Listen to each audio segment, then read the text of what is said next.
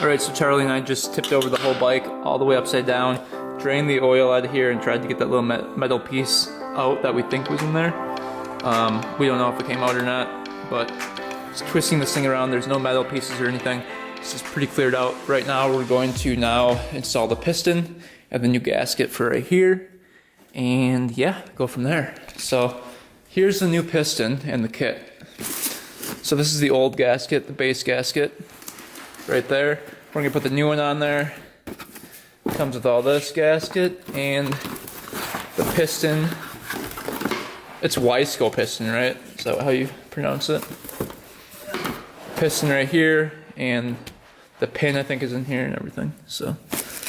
Well, if you pronounce it like Wisconsin, it should be like Wisco. Yeah. The pin and the bearing. So we'll put the piston and the bearings and all that stuff on. We use premix to, not premix, but oil to lube it up before we put everything on, and then this makes assembly easier, and you're supposed to do it. So we'll lube everything up with oil, put it on, and then slide the cylinder over the piston while squeezing that ring. And yeah, that's pretty much all you have to do. There's only one ring? I think there is only one ring, which people were like, oh, you should have gotten the double ring, which yeah, you probably should have, but I didn't even know there was a difference. So we'll put the piston on, and then we'll update you guys later. Stay tuned. All right, so we got the piston on. As you can see, arrow is pointing to the exhaust side. Let's zoom in up on this. So we've got proof, arrow to the front of the bike. Arrow's supposed to point to the back. And then everything's lubed up in there. As you can see, it's very nice. Got the ring on there, all nice and oiled. Everything's ready to go. Now we just put the cylinder on there, and she'll be set to go. We'll fire her up. Well, guys, we just put the cylinder head on and ran into another problem, which is very irritating. It's US Chrome's fault, by the way. So, as you can see, the cylinder rocks back and forth. Look at this. Charlie kind of rock it back and forth. It does not sit flat. And we tried tightening it down, and it just locks up the piston. So, as you can see, when this part, the front end, is up a little bit, then it moves smooth. Look at how smooth it is. But then you put the back end down, and you see how crunchy that is? Yeah. So, what US Chrome did... Take it off. Yeah, take it off. What US Chrome did was they forgot to, okay, pull. They see these right here. I don't know if I can hold this up.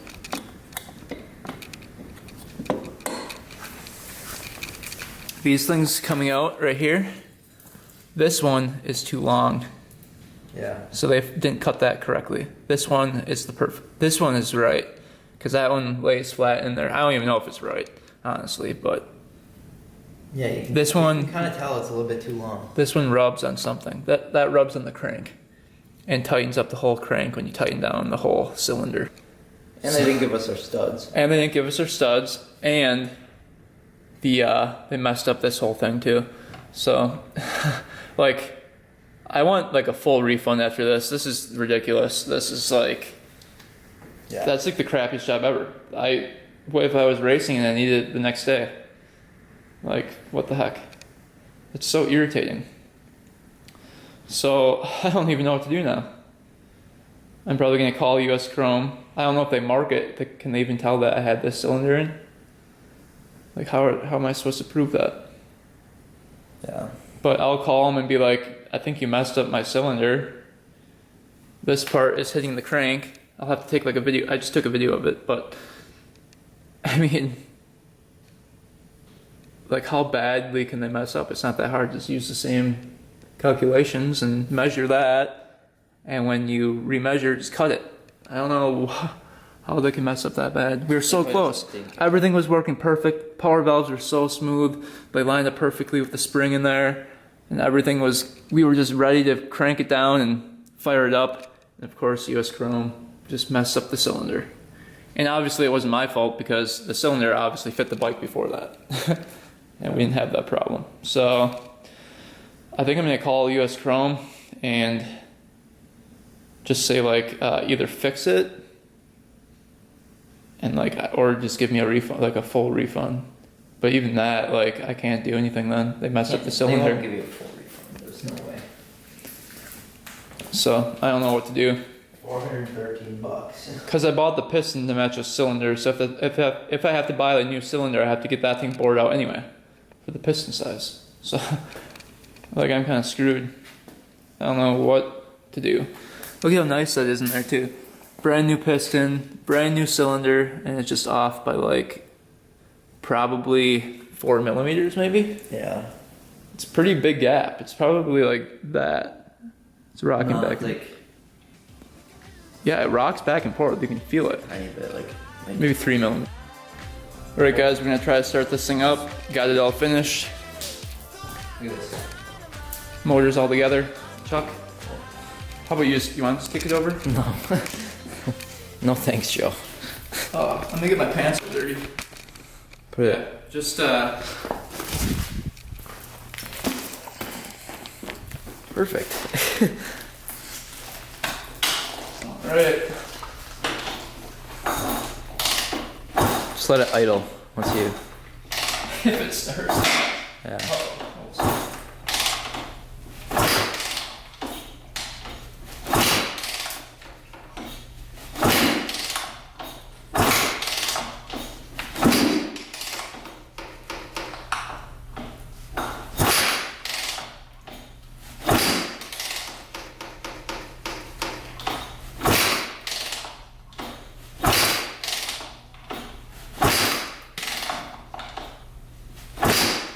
Spark plug connected. Yep. This thing's on.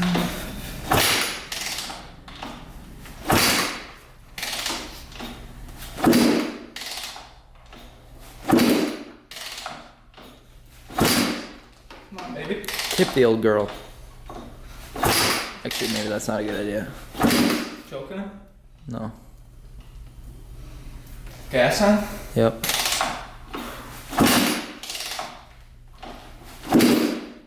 Maybe. Should we tip it over? Yeah.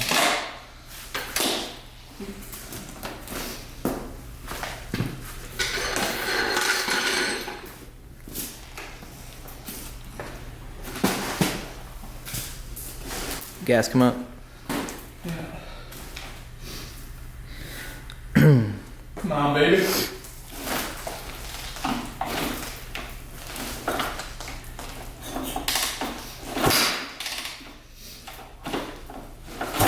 Where's the spark plugs back?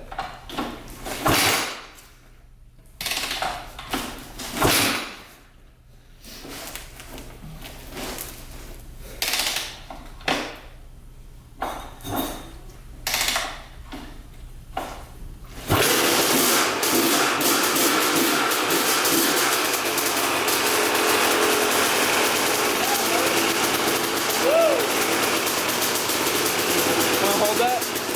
Dang. Sounds so good. First start.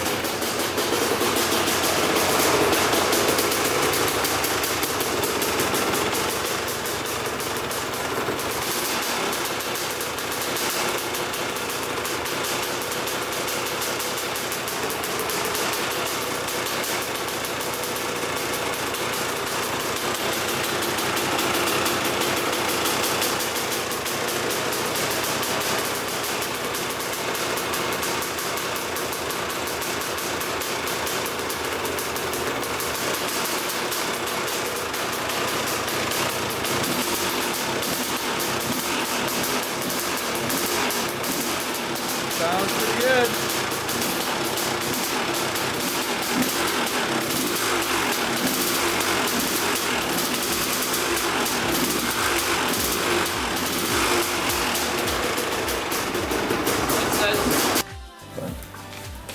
All right, so we got this bike fired up. It's smoking a lot. I think there's still oil down by the crank, and I think that's still burning off, but it smokes quite a bit. Sounds really good, don't you think? Doesn't it sound really good? Crispy. It starts up like first kick. I just started it up again. starts the first kick. But we're doing a break-in period, and Charlie looked it up. You're supposed to do 5 minutes. So first startup, you do 5 minutes, and you just let it idle and blip. So just sit there like going like that with the idle. And you do that for 3 periods. So 5 minutes, do that, shut it off, let it sit until the engine cools down completely. And then like 15 minutes later, start it up again, do the 5 minutes with the blipping. And then you shut off the engine again, let it cool down for another 15 minutes, and then start it up again and do the same thing over for 3 periods like that. And then after that, what did you say happens? You're supposed to, and then let it cool down completely after that, and then start it up and let it warm up for like 5 minutes, and then ride it for like 7 minutes, like really slow. Yeah, not going over a third of the throttle, I think, right? So we're braking in correctly. It sounds really good. I'm pretty happy with it. It seems like it turned out pretty well. No leaks whatsoever. So I could not be happier with it. Hopefully it continues to be good. But yeah, there's the cylinder. What we did to fix the cylinder, by the way, was just shave off some of the underside because US Chrome did not cut off enough of the cylinder. So we shaved some off with the file, and that seemed to make it work. So the cylinder now sits very flush, I think it's called, to the rest of the motor. We tightened everything down. I just checked every bolt and stuff, and that's all good now. Everything's tightened. We double checked everything. And I think we just have to put the rest of the bike together and do a couple more heat cycles, and it'll be good to go. Good for a top speed run, I think. Yep. Send her down the road. This thing's gotta be like a wheelie monster now. If the power valves work. Yeah. That's the question. But yeah, that's the bike. Hopefully you guys enjoyed this video. Next video we'll be ripping it around, hopefully, and should be a fun time. So thanks for watching, thanks for subscribing. Until next time, we are out. It feels so right taking